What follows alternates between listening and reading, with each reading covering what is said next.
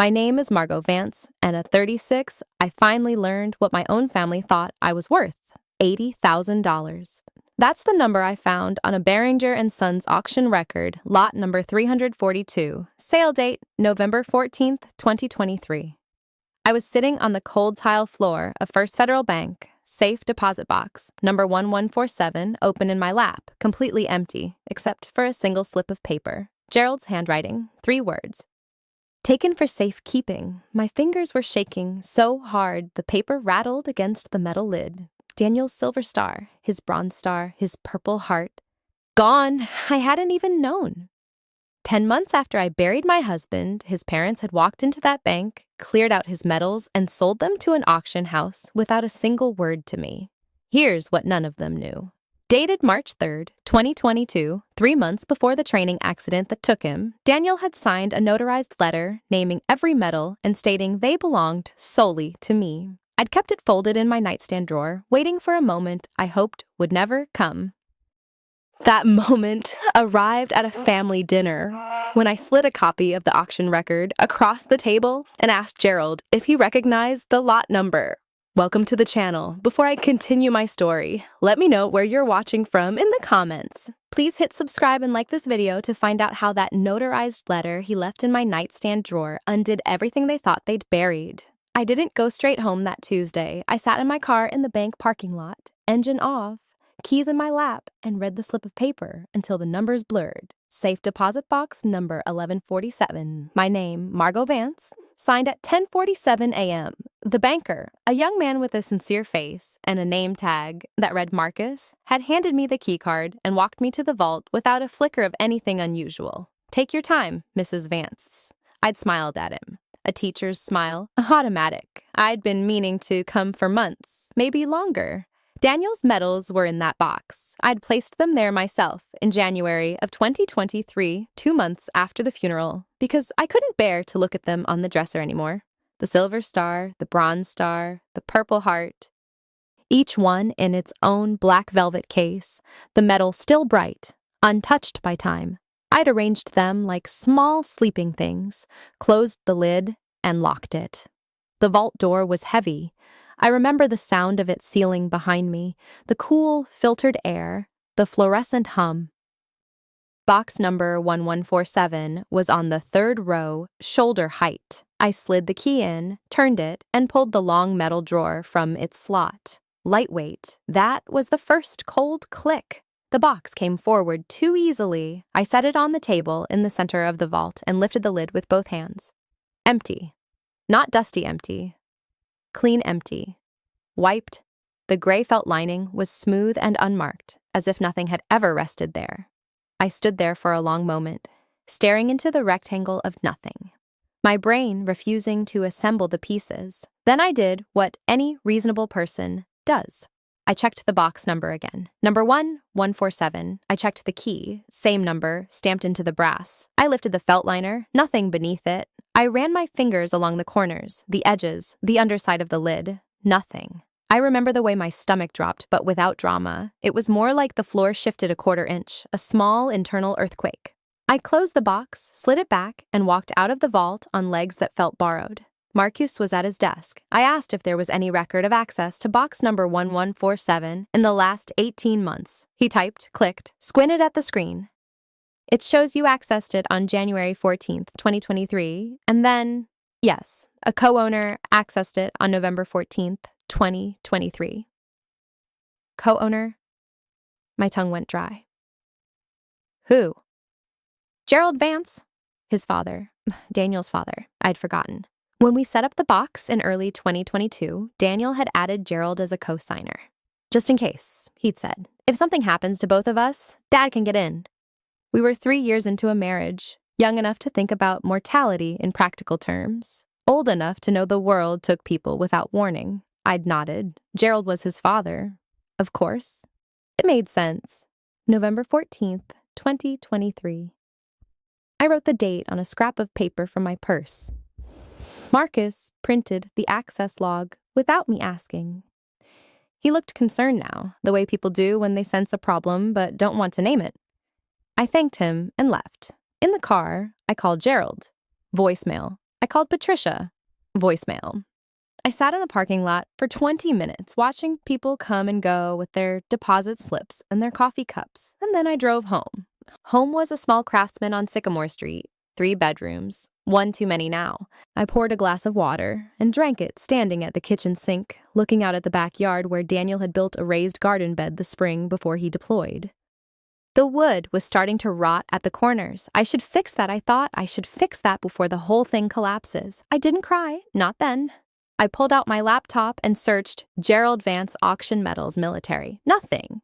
Vance Metals sold. Nothing. I tried Beringer and Sons, a name I knew from Daniel. His grandfather had bought a clock there once. The website loaded, clean and professional, and I clicked through to past auctions. November 2023, lot number 342. The listing was still live, archived but accessible. I read it 3 times. Lot number 342, distinguished collection of U.S. military medals including Silver Star, Bronze Star with Valor Device, and Purple Heart, attributed to Captain Daniel J. Vance, U.S. Army, posthumous, provenance provided by family, sold $80,000. $80,000. The screen glowed at me. I sat very still, my hands folded on the table, and felt something harden in my chest. Not rage, not yet. Something quieter. A decision being made, cell by cell, like ice, forming on still water. I called Beringer and Sons the next morning. A woman named Elaine answered. I explained who I was, my voice steady and polite, a history teacher, making a routine inquiry. She put me on hold for 6 minutes. When she came back, her tone had shifted slightly, a professional wariness. The consignor was Gerald Vance. He provided a notarized statement that the medals were family property, inherited from his son, and that he had full legal right to sell. I see, I said. Could you send me a copy of that statement? A pause. We typically don't release consignment documents without a legal request. Of course, I said. I understand completely. Thank you for your time. I hung up and wrote down every word she'd said in a spiral notebook. Date, time, name of representative, summary of conversation. I'd learned to do this years ago, dealing with difficult parents at parent-teacher conferences. Documentation is a quiet woman's best friend. That evening, I went through Daniel's old footlocker, the one he'd shipped home from his last posting. I'd avoided it for 2 years. The smell of him was faint now, just canvas and old paper, but my throat tightened anyway. I found what I was looking for in a manila envelope at the bottom, under his commissioning certificate, and a stack of letters I'd written him during basic training. The notarized letter, dated March 3rd, 2022, 9 months before he died. It was typed, not handwritten. Daniel typed everything, but his signature at the bottom was in his cramped, left-handed scrawl, blue ink on white paper, the letters sloping slightly uphill. I read it slowly, my thumb tracing his name. I, Captain Danielle James Vance, U.S. Army, being of sound mind and body, do hereby state that the following military decorations awarded to me, Silver Star, Bronze Star with Valor Device, and Purple Heart, are the sole and exclusive property of my wife, Margot Elise Vance. These medals are not family heirlooms. They are not the property of my parents, Gerald and Patricia Vance, or any other relative. In the event of my death, they are to remain with Margot, to do with as she sees fit. This supersedes any prior verbal or written understanding. Below that, his signature. Below that, the notary's stamp and signature. Lisa Hammond, Notary Public, State of Georgia. Commission expires June 15th, 2026. I folded the letter carefully and placed it in my purse next to the access log from the bank. Then I sat on the floor of the spare room surrounded by the archaeology of my husband's life and let the quiet settle around me like a second skin. I didn't call Gerald again. I didn't call Patricia. I went to work. I taught my classes, American history, 3 sections of juniors, 1 of seniors, and I graded papers and I attended department meetings. I was, by all outward measures, fine. The letter stayed in my purse. The auction record stayed in my nightstand drawer. I thought about what I wanted, and the answer came to me slowly. Over weeks, a slow dawn rather than a lightning bolt. I wanted them to know that I knew. I wanted them to sit across from me and feel the weight of what they'd done. So I waited. I waited through Thanksgiving, through Christmas, through the gray slog of January. I declined Patricia's invitation for New Year's dinner with a vague excuse about a cold. I let the silence stretch. I let them wonder. And then, in late February 2025, when Patricia called to invite me to Gerald's 65th birthday dinner, I said yes. "We'd love to have you, Margot," she said, her voice warm and practiced. "It's been too long. Gerald misses you." "I'd be happy to come," I said. "What should I bring?" "Just yourself, sweetheart. Just yourself." I hung up and opened my nightstand drawer. The auction record was there, printed on heavy paper, the lot numbers circled in red. I slid it into a manila envelope along with a copy of Daniel's letter and the bank access log. 3 documents, a small weight, enough. The dinner was set for Saturday, March 1st. I marked it on my calendar in red pen and went back to grading essays on the Reconstruction amendments, my hands steady, my heart a quiet drum. I parked on the street 2 houses down, engine off, hands still on the wheel. March 1st. The air had that raw, late winter bite, the sky going pale above the rooftops. I'd worn the gray cashmere cardigan Daniel gave me for our 2nd anniversary, the one with the buttons shaped like tiny knots. Comfort. I didn't need armor. I had what I had. The Vance's house sat at the end of a cul-de-sac in a subdivision called Fox Run, all brick fronts and stamped concrete walkways. Gerald had retired from insurance 3 years ago. Patricia still chaired the neighborhood beautification committee and sent out quarterly newsletters with clip art of daffodils. I'd received one just last week, forwarded by the post office to my new apartment. "Spring planting tips," it said. "Let's keep Fox Run blooming." I'd thrown it away and then pulled it back out of the trash because I was learning to keep things. I walked up the driveway past Gerald's immaculate Buick, a 2019 LaCrosse he'd bought 2 months after Daniel died, something I'd noted at the time without fully processing. The front door had a wreath of dried eucalyptus, Patricia's latest craft obsession. She opened it before I could knock. "Margot!" She pulled me into a hug that smelled of white diamonds and something yeasty from the kitchen. "Oh, sweetheart, we've missed you. Come in, come in. It's been too long." Too long since Christmas, when I'd sat on their sofa with a mug of cider and listened to them talk about their upcoming cruise to the Greek islands. The Mediterranean, Patricia had said. Can you imagine? Gerald had patted her hand. "We deserve it," he'd said. I'd nodded and smiled and thought nothing of it, because that was before I knew. The house hadn't changed. Same beige walls, same framed photographs of Daniel at various ages lining the hallway. 8 years old, gap-toothed, holding a soccer trophy. 16 in his JROTC uniform. Jaw set with that serious look he got when he was trying to be older than he was. 23, our engagement photo. His arm around my waist, both of us squinting into the sun. I let my eyes rest on that one for a beat too long. "Dinner's almost ready," Patricia said, steering me toward the dining room. "I made your favorite, the chicken with the lemon and olives." It was my favorite, she remembered. That's what made this hard, if I let it be hard. The way cruelty and kindness sat side by side in the same person. The same room, the same meatball recipes she'd taught me when Daniel and I first got married. Gerald was already at the table, newspaper folded beside his plate. He stood when I entered, kissed my cheek, pulled out my chair. "There she is. How's our favorite teacher?" "Busy," I said. "Grading never ends." "The youth of America thanks you." He smiled, settling back into his seat. He had Daniel's jawline, or Daniel had his. It was disorienting sometimes, the echo of my husband in his father's face. "Wine?" "Just water tonight." Patricia brought out the chicken, a ceramic dish of roasted potatoes, a salad with walnuts and dried cranberries. We served ourselves, the clink of utensils filling the silence. Small talk bloomed. My job. Their neighbor's new dog. The pothole on Maple Avenue that the HOA was fighting with the city about. I ate slowly, chewed thoroughly, kept my voice even. Halfway through the meal, I set down my fork. "I was going through some papers last month," I said, casual as weather. "Insurance forms, mostly, Daniel's things, and it occurred to me I haven't seen his medals in a while. I'd like to have them. For the apartment?" Patricia's hand paused over the salad tongs. Just a half-second hitch. Then she was scooping walnuts onto her plate. "Of course you would, honey. Of course. They're in a secure location," Gerald said. He didn't look up from his chicken. "We moved them after Daniel passed, for safekeeping." Secure location, I filed the phrase. He'd said it so smoothly, so practiced, the way a man who'd spent 40 years selling whole life policies knew how to deliver a line. "Where?" I asked. "Oh, you know." Patricia waved her hand. "We have a safety deposit box at the bank." "Which bank?"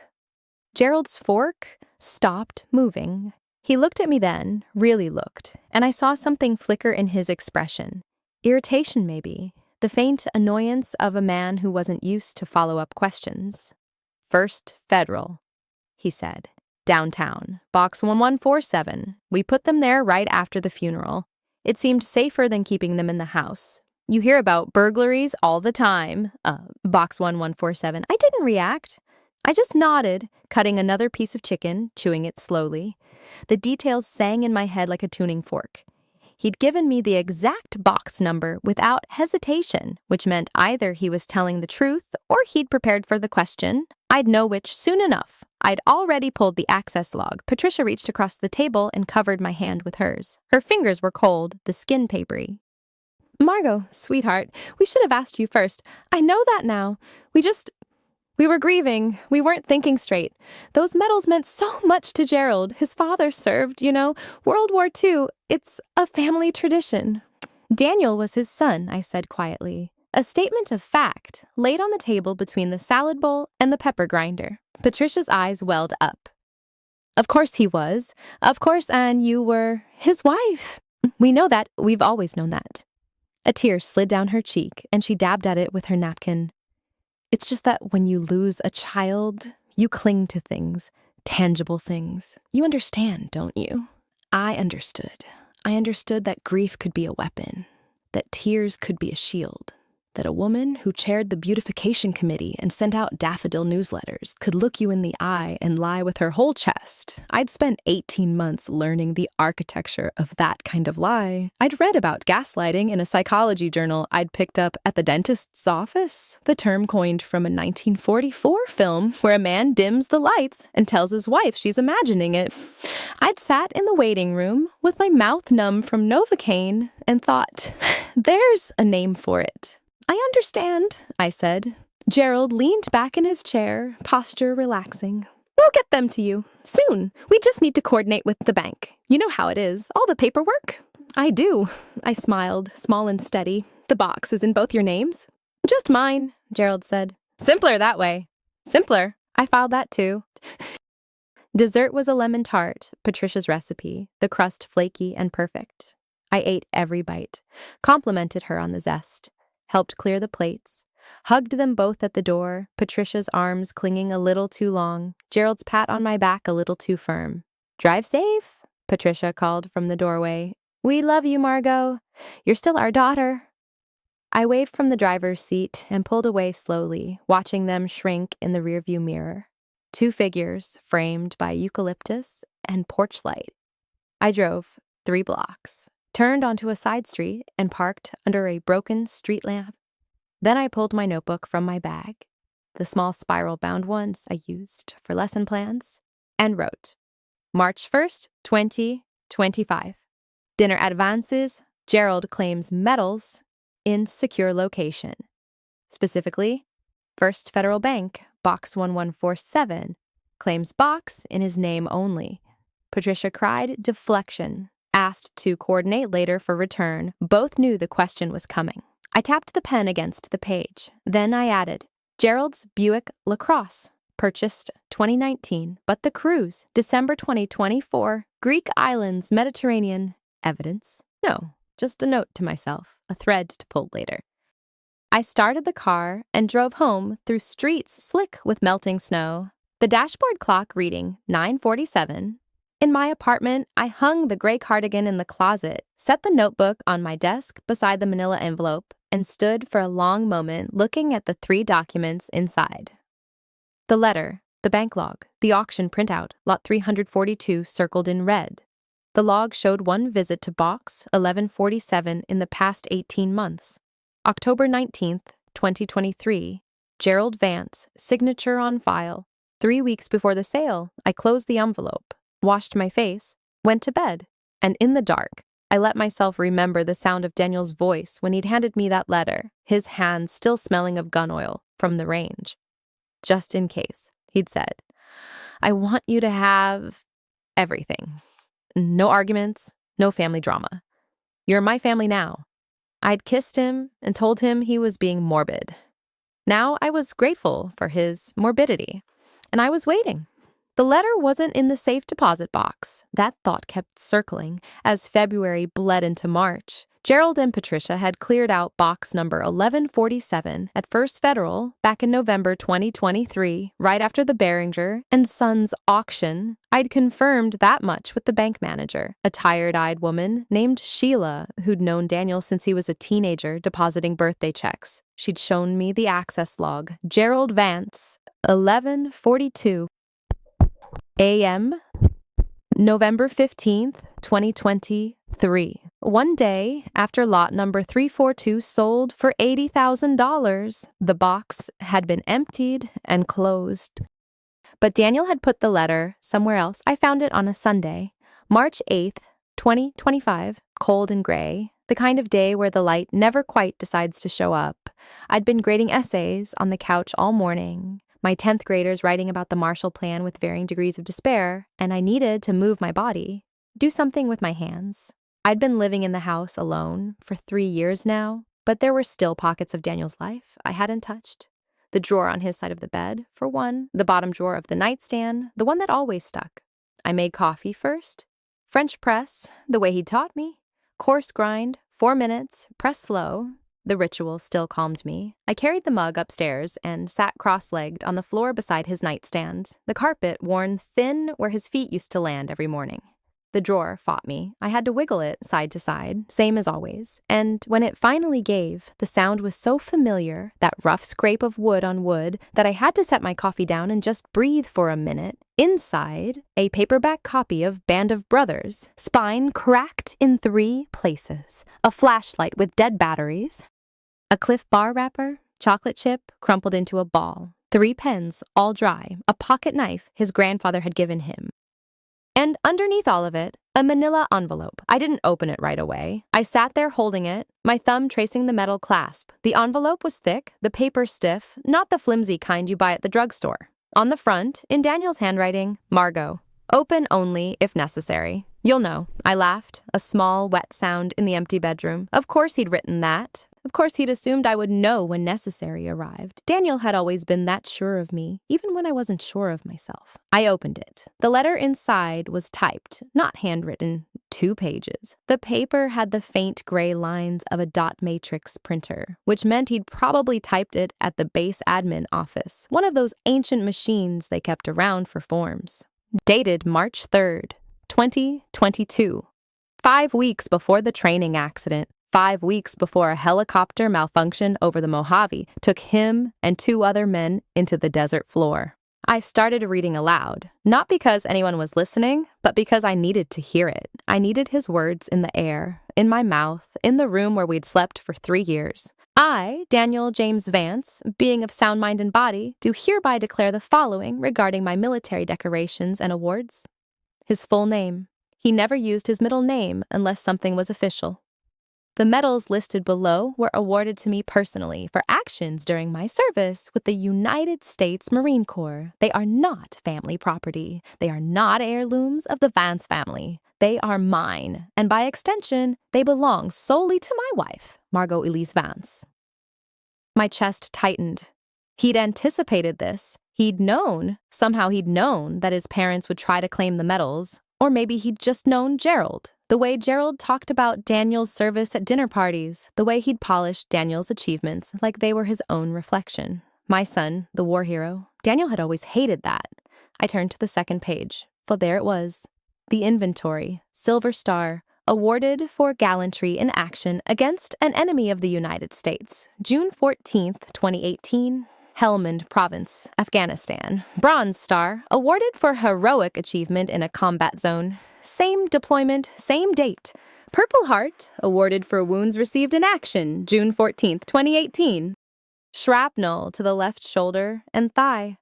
I knew the story. He'd told me once. Late at night, after too much bourbon, a convoy ambush, an overturned vehicle, Daniel pulling 2 Marines from the wreckage while taking fire from a ridgeline. He'd never told his parents the details, said they wouldn't understand, or worse, they'd turn it into cocktail party material. Below the list of medals, a paragraph. These decorations are to remain in the possession of Margot Elise Vance, and only Margot Elise Vance, for the duration of her life. Should she choose to sell them, donate them, or pass them to any person or institution, that decision is hers alone. No other party, including but not limited to my parents, Gerald Vance and Patricia Vance, has any legal or moral claim to these items. He'd name them. He'd actually put their names in the document, and at the bottom of the second page, the signatures, Daniel's, sharp and deliberate, the way he signed everything. A notary stamp from Camp Pendleton, crisp and official, and a third signature, Captain Rebecca Torres, USMC witness. I remembered her. She'd come to the funeral in her dress blues, stood in the back of the church, didn't stay for the reception. Daniel had mentioned her once or twice. His company commander during that deployment, a woman he respected deeply, she'd signed as witness on March 3rd, 2022, same day as the notary stamp. He'd brought a witness. He'd known. I set the letter down on the carpet and pressed my palms flat against my thighs. My coffee had gone cold. The gray light through the window was fading into something dimmer, something closer to evening. I'd been sitting here for over an hour. Daniel had left me a weapon. This letter was a doorstop, a wedge, a thing designed to hold the truth in place when certain people tried to swing it shut. You're my family now. That's what he'd said when he gave me the envelope. March 3rd, 2022. I'd been grading midterms at the kitchen table, and he'd come home from the range smelling like gun oil, handed me the envelope, and told me to put it somewhere safe. Just in case, he'd said, I want you to have everything. No arguments, no family drama. I'd rolled my eyes and called him morbid. He'd kissed my forehead and said, I'm a Marine, Margot. Morbid is in the job description. I read later there's a name for what Gerald and Patricia did, gaslighting, the slow erosion of someone's confidence in their own memory and perception. But I didn't have the word for it yet that night. All I had was 2 pages of typed text and the growing certainty that my in-laws had made more than a selfish choice. They had stolen from me, knowingly. With the bank manager's log and the auction receipt and now this letter, the shape of what they'd done was becoming clear. I put the letter back in the envelope. I carried it downstairs and set it on the kitchen counter, next to the manila folder where I'd been keeping everything else. The auction catalog with lot number 342 highlighted in yellow. The printout from Behringer and Sons showing the November 14th, 2023 sale date and the $80,000 hammer price. The access log from First Federal, Gerald's signature, as neat as a grocery list. The phone records from the call Patricia made to Behringer in October 2023, asking about the consignment process for military decorations. The folder was getting thick. I stood at the kitchen counter for a long time, looking at the envelope. Daniel's handwriting on the front, you'll know. He'd been right. I knew now. Outside, the streetlights flickered on. A neighbor's dog barked twice and went quiet. The house settled around me, all its familiar creaks and sighs, and I realized I was no longer sad. Or at least, not only sad. Something else was moving underneath the grief. Something harder and more patient. Something that had been waiting. I picked up my phone and scrolled to a contact I hadn't called in over a year. A lawyer Daniel had served with. A man named Isaac Okonkwo, who'd left the Corps and gone to law school on the GI Bill. He told me at the funeral, if you ever need anything, Margot, anything at all? I didn't call him that night, not yet, but I pulled up his number and let my thumb hover over it. The glow of the screen lighting my face in the dark kitchen. The envelope sat on the counter between me and the folder of evidence, and for the first time since Daniel died, I felt something that resembled readiness.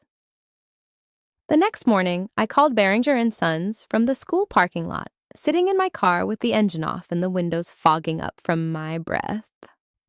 It was early, still dark, the kind of cold February morning where the streetlights hadn't switched off yet, and the world felt paused. A woman answered on the third ring. Behringer and Sons, this is Louise. Good morning, Louise. My name is Margot Vance. I'm calling about a consignment from November of 2023. One moment, let me pull up the system. Keyboard clicks. Do you have the lot number? I read it off from the note I'd made the night before. Lot 342. More clicking. A pause. Yes, here it is. Military memorabilia, a grouping of 3 medals, Silver Star, Bronze Star, Purple Heart.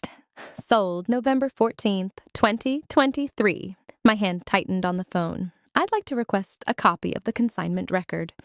The full record. Are you a family member of the consignor? I'm the daughter-in-law, I said, and then corrected myself. I was. My husband died in 2022. The medals were his. A longer pause. Louise's voice softened a fraction. I see. We can provide a transaction summary.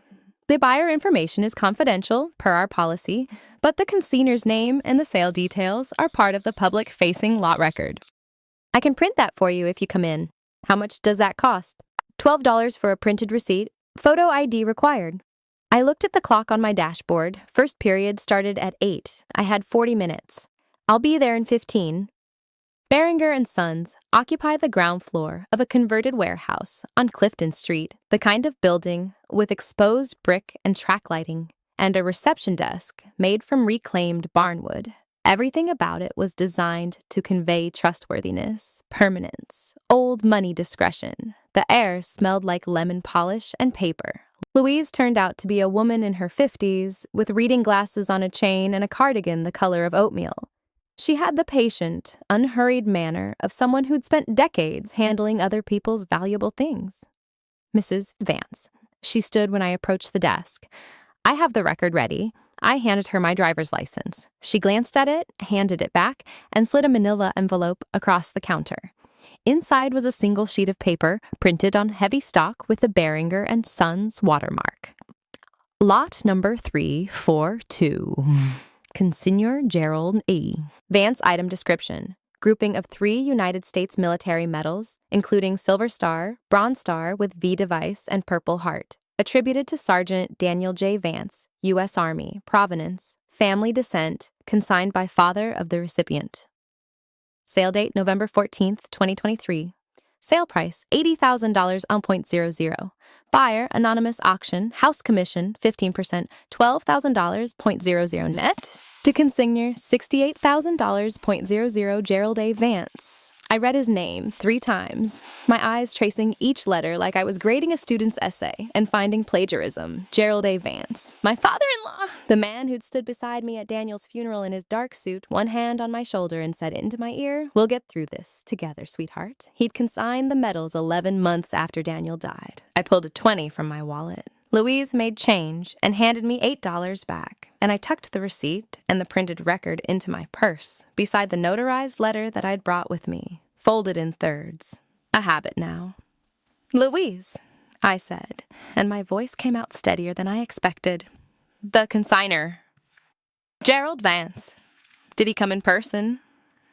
She hesitated. I wasn't the one who handled the intake. That would have been Mr. Beringer himself. He handles military items personally. Is Mr. Beringer available? He's in Zurich until Thursday. I can leave a message. I shook my head. That's all right. Thank you for your help. Back in the car, I sat with the engine running and the heat on low, staring at the consignment record.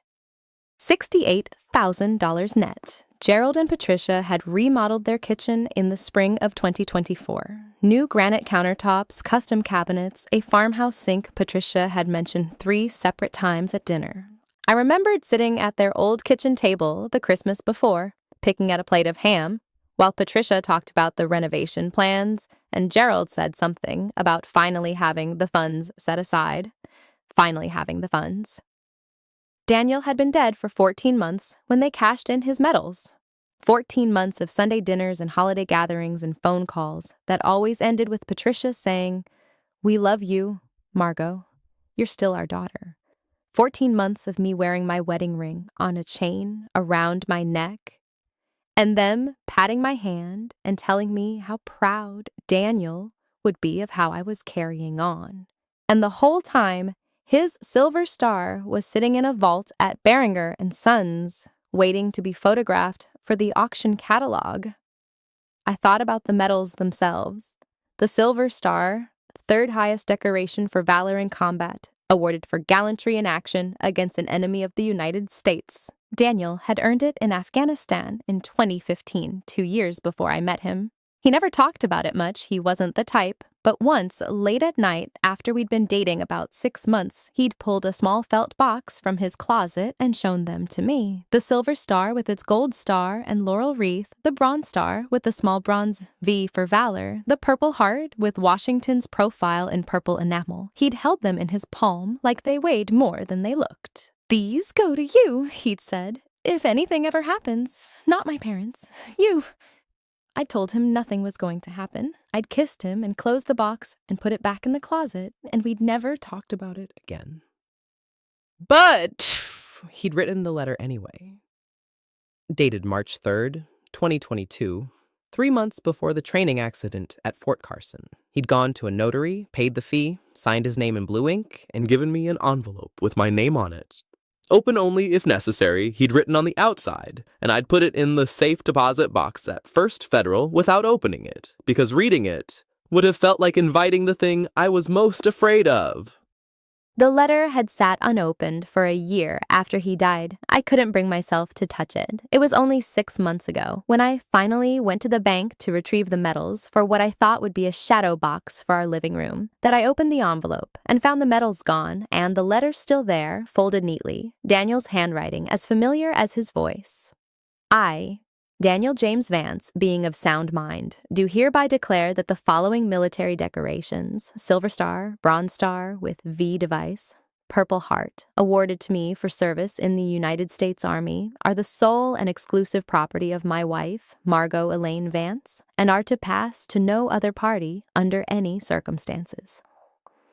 Dated. Signed, notarized. I'd read it standing at the counter at First Federal, the safe deposit box open in front of me, the bank teller pretending not to notice that I was crying. Gerald and Patricia had a key to the box. I'd added them when Daniel deployed the first time after we were married, thinking it was practical, thinking it was what families did. Patricia had said, "Of course, sweetheart, just in case," and I'd signed the form without a second thought. The safe deposit box log, which I'd requested from the bank 2 weeks ago after discovering the medals were gone, showed a single entry in Gerald's handwriting.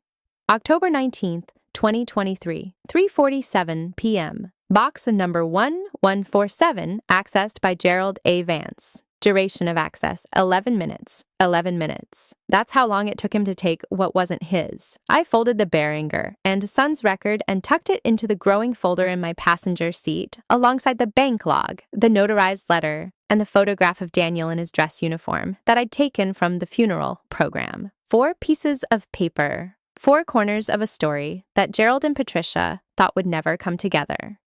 I pulled out of the parking lot and drove to school, arriving with 8 minutes to spare before first period. In the faculty bathroom, I splashed cold water on my face and reapplied my lipstick and looked at myself in the mirror. My eyes were dry. My hands were steady. That night I called Samir. "Margot," he said, and I could hear the question in his voice, the carefulness.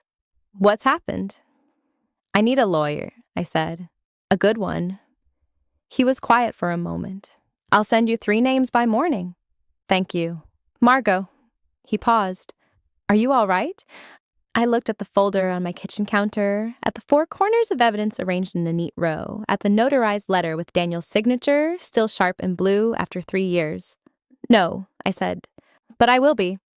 After I hung up, I sat in the quiet house and thought about Gerald's face, how it would look when he realized I knew, how his expression might shift from warmth to something else, something he'd kept hidden. I'd read once, in a book I assigned to my seniors, about the uncanny, that feeling when something familiar turns suddenly strange, when a face you know becomes a face you don't. Freud called it das Unheimliche, the unhomelike, the moment when home stops being home.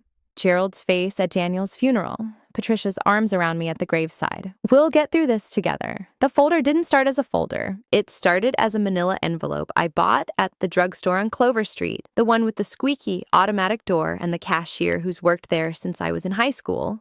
I remember standing in the stationery aisle holding 2 envelopes, one with a clasp and one without, and thinking, "Clasp? You want the clasp? This isn't something you leave to chance." That was a Tuesday, late March 2024. I'd been back at school for 3 weeks after taking a few days off when I found the auction listing. My principal, Mrs. Okonkwo, had been kind about it. Family emergency, I'd said, and she didn't ask questions. She's good that way. She's been at Jefferson High for 11 years, same as me, and she knows when a teacher says family emergency in that particular flat voice, you just sign the leave form and tell her to take the time she needs. So I took the time, and when I came back, I was carrying something new in my chest. I wouldn't call it anger, something closer to a filing system, a quiet, orderly compartment where I was putting things in their proper place.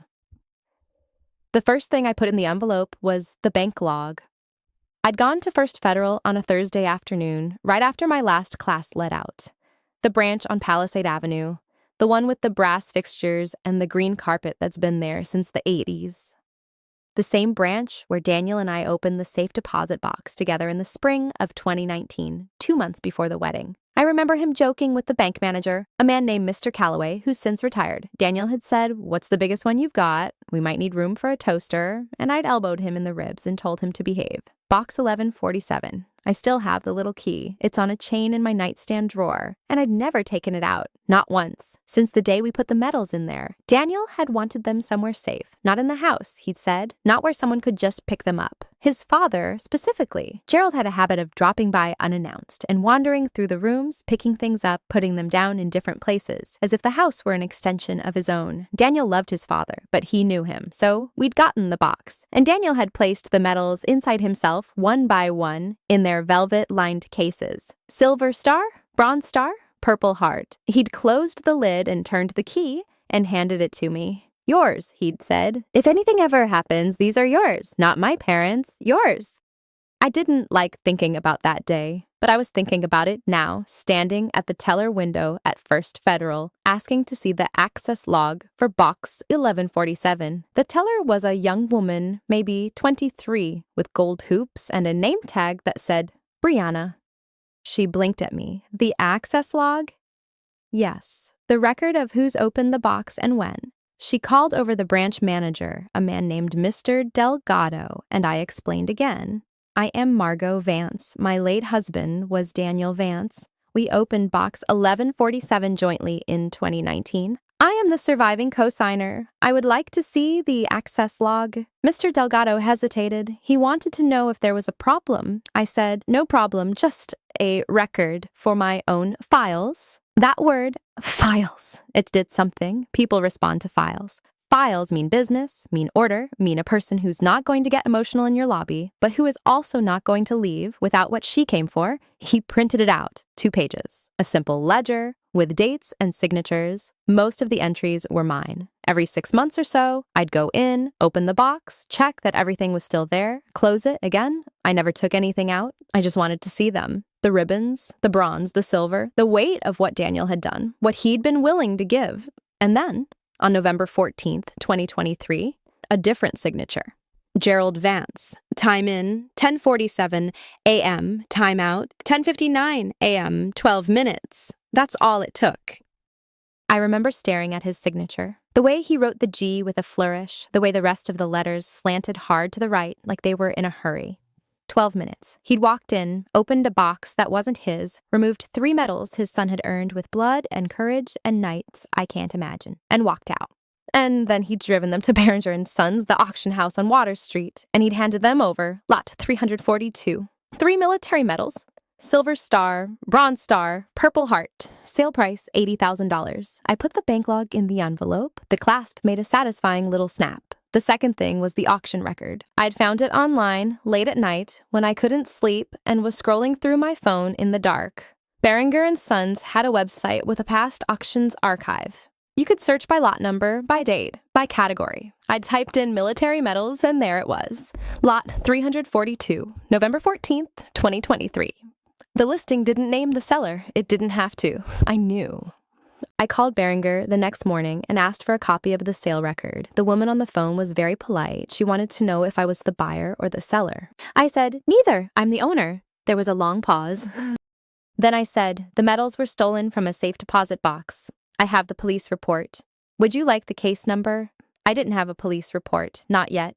But I said it very calmly, the way I say to a sophomore who's trying to tell me the dog ate his homework. I'm going to give you one chance to try that again. The woman put me on hold. 5 minutes later, a man came on the line. His name was Arthur Beringer. He was very sorry to hear about the situation, he said. He would be happy to send me a copy of the sale record for my files. There it was again, files. The record arrived by email within the hour. Lot 342. Description: collection of 3 United States military medals, including Silver Star, Bronze Star, and Purple Heart, awarded to Sergeant Daniel Vance, U.S. Army. Provenance: family estate. Sale price: $80,000. Buyer: anonymous. Family estate. Gerald had told them it was a family estate, as if Daniel's things had just been sitting in some attic, waiting to be sorted through, as if I didn't exist. I printed the email and put it in the envelope. The third thing was the letter. I'd kept it in my nightstand next to the key. Folded in thirds, the way Daniel folded everything crisp and precise. He'd written it on March 3rd, 2022, 6 months before the accident. He'd been about to leave for a training exercise at Fort Irwin, the big one in the Mojave, and he'd sat at the kitchen table the night before, pen in hand, writing slowly in his blocky soldier's handwriting. I, Daniel James Vance, of sound mind and body, do hereby declare that the following items are the sole property of my wife, Margot Elaine Vance.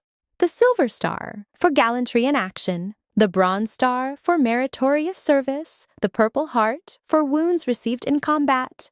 These medals, and all they represent, belong to her and her alone. He'd signed it, he'd dated it, and then, because he was Daniel, because he thought 3 steps ahead, even when he was just sitting at the kitchen table in his socks, he'd walked it over to our neighbor, Mrs. Castillo, who was a notary public, and had her stamp it. She'd made him a copy. He'd handed me the original and said, just in case. Just in case.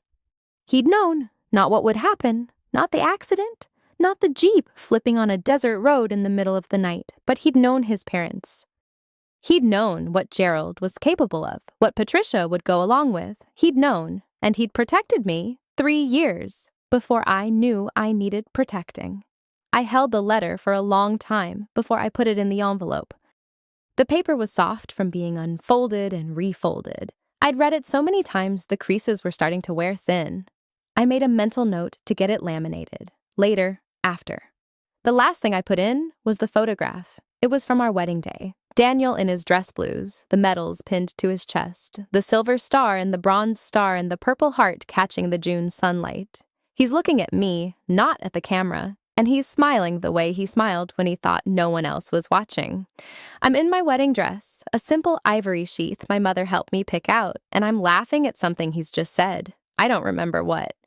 I wish I did. I wish I'd written it down. The photo went into the envelope, and the envelope went into my bag, and the bag stayed by the front door for 5 days before I was ready. I didn't write anything. No summary, no explanation, no impassioned plea. Just the facts. The bank log, the auction record, the letter, the photograph. 4 pieces of paper, and between them, the whole story. I'm a history teacher. I know the power of primary sources. You don't tell people what to think.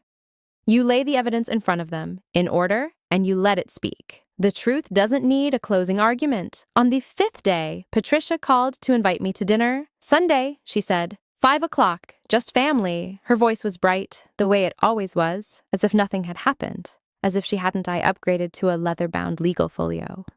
Dark brown, brass clasp.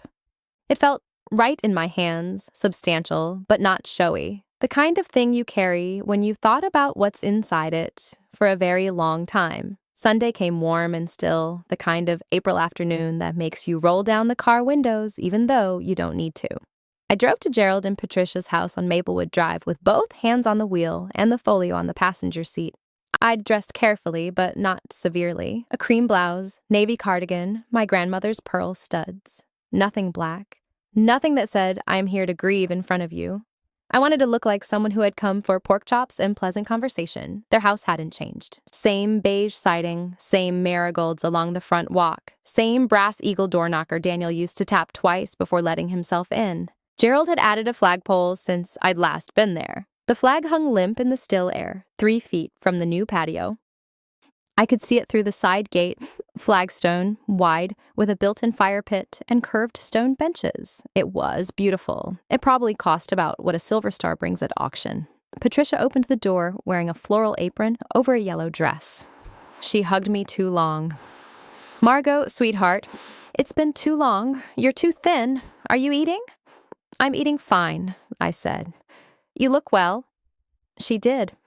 They both did. Gerald rose from his recliner in the living room when I walked in, gave me a stiff, one-armed hug, and said something about traffic on the interstate.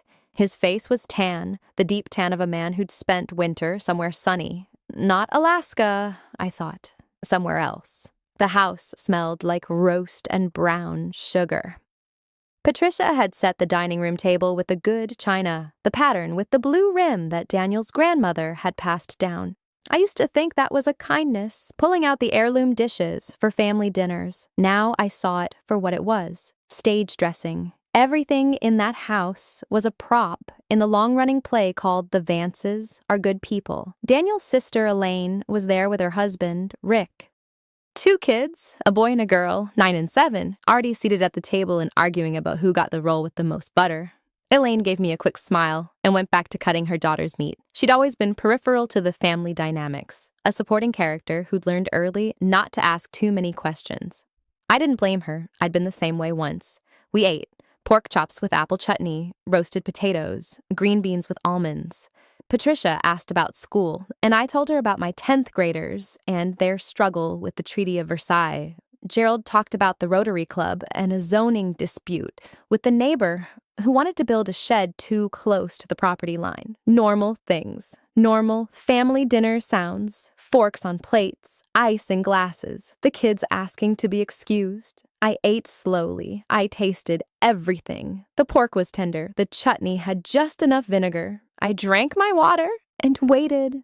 The kids bolted the second Patricia said they could. Elaine and Rick followed them to the living room, and I heard the television click on, some Disney movie with a loud musical number. That left the 4 of us at the table, Gerald at the head, Patricia to his right, Elaine's empty chair to his left, and me at the far end, facing him like a job applicant. Patricia stood to clear the plates. I made lemon meringue pie. "Your favorite, Margot. Daniel always said you could eat a whole one by yourself." "I remember," I said. "Before we have dessert, I wanted to talk about something." She paused, plates stacked in her hands. "Can it wait? The ice cream will melt. It's been waiting long enough, I think." Something in my voice must have changed because she set the plates back down and sat. Gerald leaned back in his chair and folded his arms. His posture was relaxed, the posture of a man who had chaired 100 meetings and never once been surprised by an agenda item. I lifted the folio onto the table, unclasped the brass latch, opened it. "I've been going through some things, Daniel's things. It's taken me longer than it should have." Gerald nodded, slowly, the way you nod at a widow who's about to get emotional. Patricia's hands were folded in her lap, knuckles white. "I found out something recently," I said, "about Daniel's medals." The word landed like a stone in still water. Gerald's expression didn't change, but something behind his eyes flickered and went flat. Patricia looked at her husband, then at the tablecloth, then at her hands. "His medals are in a safe place," Gerald said. "They're family items. They belong with the family." "They belonged with me," I said. "He left them to me. He wrote it down." I pulled the letter from the folio. It was in a clear plastic sleeve now, the paper still crisp despite being folded and unfolded a dozen times in the past months. Daniel's handwriting. The notary stamp from First Federal, blue ink, March 3rd, 2022. His signature at the bottom, sharp and slanted, the way he signed everything when he was in a hurry. I placed it on the table between the butter dish and the salt shaker. Gerald didn't pick it up. Patricia did. She held it with both hands, her reading glasses on a chain around her neck, and I watched her face as she read. Her lips moved slightly. Halfway through, she stopped moving them. "What is this?" she whispered. "It's a letter Daniel wrote before his last deployment. He gave me a copy and put the original in our safe deposit box. Box number 1147 at First Federal. I opened it 3 months ago. That's when I found out." "Found out what?" Elaine had come back into the dining room. She stood in the doorway, arms crossed, the movie still playing in the other room. I hadn't heard her approach. I looked at Gerald. He hadn't moved. "Gerald," I said. "Patricia, I know you sold Daniel's medals." Patricia made a small sound, a sort of swallowed gasp. Elaine said, "What?" "Beringer and Sons, lot number 342, November 14th, 2023. The Silver Star, the Bronze Star, and the Purple Heart. They sold for $80,000. I said the number slowly. $80,000. I let it sit there on the table next to the pork chop bones and the melting butter. "That's not," Patricia started. "We didn't. You did." My voice was steady, quieter than I expected. "I have the auction records. I have the letter. I have the letter from Beringer confirming the sale and the payout to an account in both your names." Gerald finally looked at me. His face had gone gray around the edges, but his eyes were hard. "Those medals were family property," he said. "Daniel was our son. We raised him. We were there for every baseball game, every scout meeting, every graduation. Those medals represent our family's sacrifice as much as his." "They represent his blood," I said. "His body, his 3 tours, the convoy that got hit outside Fallujah, the shrapnel in his leg, the night he called me from Germany, doped up on painkillers, crying because 2 men in his unit didn't make it home. He earned those medals with his own 2 hands, and he gave them to me." Patricia was crying now, soft and hiccuping. Elaine hadn't moved from the doorway. "You came into our house," Gerald said, his voice rising. "After everything we've done for you. After we welcomed you into this family, you sit at our table and you accuse us." "I haven't accused you of anything yet." I closed the folio. The brass clasp clicked. "I'm just telling you what I know. I'm giving you a chance to explain." The room went very quiet. Somewhere in the living room, a cartoon character sang about friendship, ice melted in 5 glasses of water, and iced tea. I picked up my glass, took a sip. The tea was too sweet, the way Patricia always made it. Daniel used to tease her about it. "Ma, you're gonna give us all diabetes." And she'd swat his arm and add more sugar anyway. "I'd like an answer," I said. "Before dessert." Gerald stared at me across the table. For the first time since I'd known him, he had nothing to say. His mouth opened and closed. Patricia sobbed once, a sharp hiccup of sound, and then pressed her napkin to her face. Elaine took a step into the room. "Mom, Dad, tell me she's wrong." They didn't. I waited. I was good at waiting now. I'd had 2 years of practice. The lemon meringue pie sat untouched on the sideboard, the meringue peaks beginning to weep, small amber beads in the warm kitchen air. Elaine's hand dropped from the doorframe. She stood there in her cream silk blouse and dark jeans, 41 years old, and suddenly looking every minute of it. Her mouth opened and closed twice before she found words. "You sold his medals." Not a question now. A statement, flat and cold, directed at Gerald. "You sold Danny's medals and didn't tell Margot." Gerald's jaw worked side to side. He still hadn't released his grip on the table edge. His knuckles had gone white, then red, the blood pooling in the creases of his skin. "They were family property," he said. "They belonged to us as much as to her. More. We raised him. They were his." Elaine's voice cracked on the last word. "They were Danny's." Patricia made a sound I'd never heard before. Not a sob exactly. Something deeper, more guttural, like a door hinge, rusted shut being forced open. She pressed the napkin harder against her face, and I could see her shoulders shaking, the fine tremors running down her arms. The pie kept weeping on the sideboard. Little amber beads sliding down the meringue, slow and patient. I didn't move. I'd learned in the 2 years since Daniel died that stillness was its own kind of power. People expected widows to wail, to collapse, to make themselves small and pitiable, but I was a history teacher. I knew that the most dangerous thing in any room was the person who could wait. Gerald finally turned to face me. His eyes were wet but hard, the kind of wetness that comes from anger rather than grief. "You have no right," he said, "coming into our home, sitting at our table, eating our food, and then springing this on us. This is not how family behaves." "Family," I said, "doesn't sell a dead man's medals and hide the money." The word hung in the air between us. Money. It was the first time anyone had said it out loud. Patricia flinched like I'd struck her. It wasn't about the money, Gerald started, and then stopped because even he couldn't find a way to finish that sentence that didn't sound obscene. $80,000, lot number 342 at Behringer and Sons, November 14th, 2023. I had the auction catalog in my bag, page 47 dog-eared, the lot description printed in crisp black ink, collection of U.S. Edis military medals, including Silver Star, Bronze Star with V device, Purple Heart, awarded to Staff Sergeant Daniel Vance, 1989 to 2022, United States Army. I'd read that description so many times the words had lost their shape. Daniel Vance, 1989 to 2022. 33 years reduced to a parenthetical. His whole life, his whole career. 3 tours, 2 commendations for valor, 1 wound that nearly cost him his left leg. And the auction house had summed him up in 4 digits and a dash. Where did you think I'd put them? I asked Gerald. My voice was steady, quieter than I expected. After the funeral, when I came to the house and you told me you had already taken his things, his uniforms, his boots, the flag from the service, you said you wanted to keep them safe. Where did you think I thought they were? Gerald said nothing. I thought they were in your study, I said. In that glass-fronted cabinet where you keep your father's pocket watch and your grandfather's discharge papers. I thought you were preserving them, for me, for the future. I thought that when I was ready, when the grief wasn't so sharp, I would ask to see them, and you would open the cabinet, and there they'd be. Patricia pulled the napkin away from her face. Her makeup had smeared, mascara bleeding into the fine lines around her eyes. Margot, she whispered, please, we didn't mean... You didn't mean for me to find out, I said. That's different. Elaine had moved to the table now. She pulled out a chair and sat down heavily, like her legs had given up on her. She stared at her parents as if seeing them for the first time. When? She asked. When did you do it?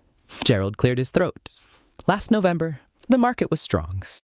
The auction house said military collectibles were fetching premium prices, and with the anniversary of Danny's, with the anniversary coming up, they said it was a good time to sell. I watched him carefully as he spoke.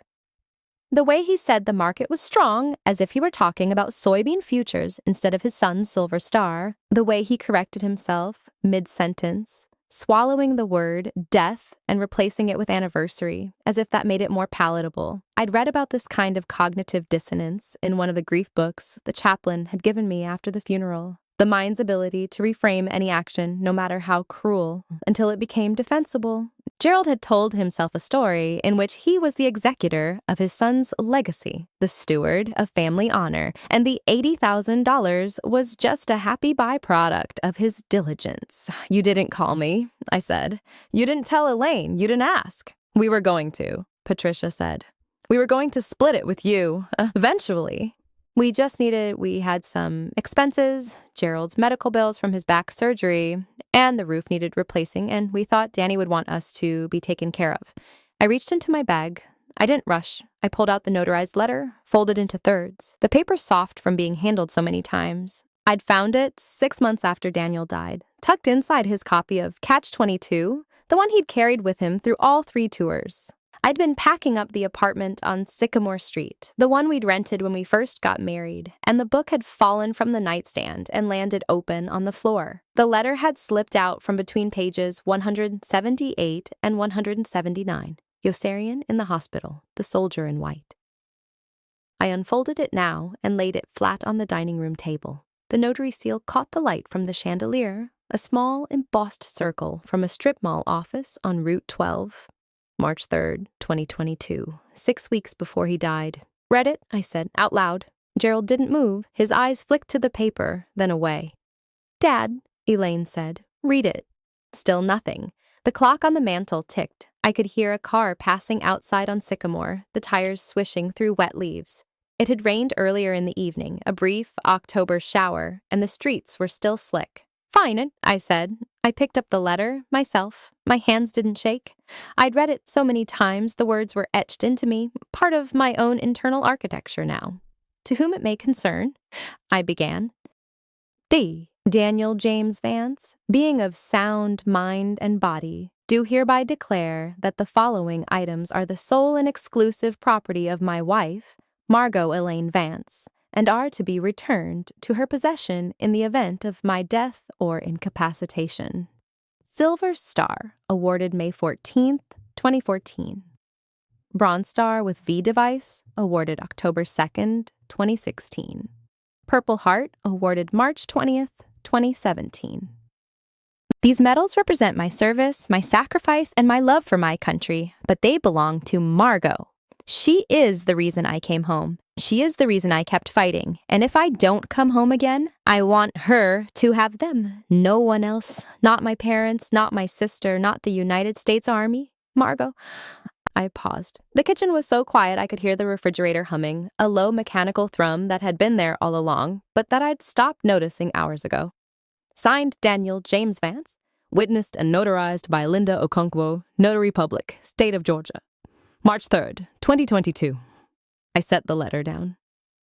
Patricia had stopped crying. Her face was blank now, emptied out, the way a room looks after all the furniture has been moved away. He knew. I said he knew something like this might happen. I don't know why. Maybe he saw something in you that I didn't. Maybe he just wanted to be careful, but he knew. Gerald's mouth opened, closed, opened again. That letter doesn't prove anything. It could be forged. Elaine made a sound, a sharp exhale that was almost a laugh. Are you serious right now? I'm just saying. She could have had it made after the fact, to make us look bad. I didn't argue. I didn't need to. I pulled out the copy of the auction receipt, the one the lawyer had obtained from Beringer and Sons. Gerald Vance's signature at the bottom, neat and precise, the same signature I'd seen on Christmas cards and birthday checks for 7 years. Then the bank statement from First Federal, account number ending in 8852, Gerald and Patricia Vance. Joint account, deposit of $78,400 on November 16th, 2023. The auction house had taken a 2% commission. The lawyer's letter will arrive on Tuesday, I said. Registered mail, signature, required. It will outline the terms of the lawsuit. Conversion of property, breach of fiduciary duty, fraud. I'm told the conversion charge alone carries treble damages. In this state, that's $240,000, Gerald, plus legal fees. But I'm not here to threaten you. I didn't cry that day. I didn't cry the day the check cleared either, or the day I finally hung Daniel's medals back in the shadow box on the wall, right where they belonged, next to the photo of him in his dress blues, squinting into the sun at Camp Pendleton. My hand rested on the glass for a long time. The house was quiet. I could hear the refrigerator hum, the neighbor's dog 2 yards over, ordinary sounds. I thought about all those months I'd second-guessed myself, wondering if grief had made me paranoid, if I'd misremembered what Daniel told me about the safe deposit box. But I hadn't. The bank records, the serial numbers, the email from his old commander confirming the medal's provenance. I'd kept it all. I just wanted to prove to myself that I wasn't crazy, that my memory was solid ground. Some truths don't need a courtroom. They just need a woman with a file folder and enough quiet to wait. That's my story. If this reminded you to trust your own memory or to keep the record when no one believes you, take that as your sign. If you know someone who needs to hear it, share this, drop a comment, hit subscribe, and I'll see you in the next one.